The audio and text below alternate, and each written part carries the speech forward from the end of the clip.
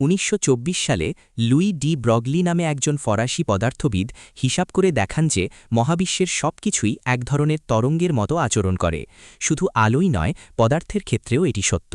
পরমাণু, অণু, এমনকি আপনার নিজেরও একটি নির্দিষ্ট তরঙ্গ দৈর্ঘ্য রয়েছে। আর এই তরঙ্গ দৈর্ঘ্যের সূত্রটি হল প্লাঙ্ক ধ্রুবককে ওই বস্তুর ভর বেগ দিয়ে ভাগ করা, অর্থাৎ বস্তুর ভর এবং বেগের গুণফল। ডি ব্রগলির এই আবিষ্কারের কিছুদিন পরেই জার্মানির একদল বিজ্ঞানী এমন একটি অণুবীক্ষণ যন্ত্র বা মাইক্রোস্কোপ তৈরির কাজ শুরু করেন যা এই তীব্র গতির ইলেকট্রনগুলোকে ব্যবহার করবে। তবে সমস্যা একটাই, কাচের লেন্স ব্যবহার করে আপনি ইলেকট্রনের গতিপথ বাঁকাতে পারবেন না। তাহলে এদেরকে এক বিন্দুতে ফোকাস করবেন কিভাবে?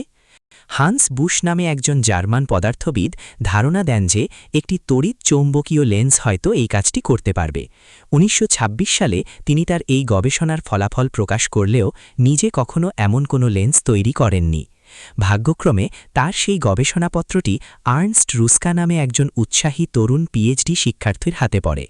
১৯৩১ সালের মধ্যে রুস্কা এবং তার সহকর্মী ম্যাক্স নল এই নকশাটি ব্যবহার করে পৃথিবীর প্রথম কার্যকরী ইলেকট্রন মাইক্রোস্কোপ তৈরি করেন।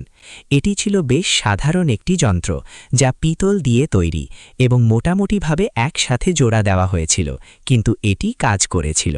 ফোকাস করা ইলেকট্রন রশ্মিটি যখন ফোকাল পয়েন্টে রাখা একটি নমুনার ওপর গিয়ে পড়ে, তখনই মূলত মূল ছবিটি তৈরি হয়। এই নমুনাটিকে অত্যন্ত পাতলা হতে হতো, মাত্র প্রায় ১০০ ন্যানোমিটার। নমুনার তুলনামূলক মোটা অংশের চেয়ে পাতলা অংশগুলো দিয়ে বেশি পরিমাণে ইলেকট্রন পার হয়ে যেতে পারত। এর ফলে নমুনাটির একটি ইলেকট্রন ছাপ বা ইমপ্রিন্ট তৈরি হতো। এরপর দ্বিতীয় আরেকটি তড়িৎ চৌম্বকীয় লেন্স এই ছাপটিকে আরও বড় বা ম্যাগনিফাই করে একটি ফ্লুরোসেন্ট ডিটেক্টরের উপর ফেলত, যা চূড়ান্ত ছবিটি তৈরি করত। এটি ট্রান্সমিশন ইলেকট্রন মাইক্রোস্কোপ বা সংক্ষেপে TEM নামে পরিচিত।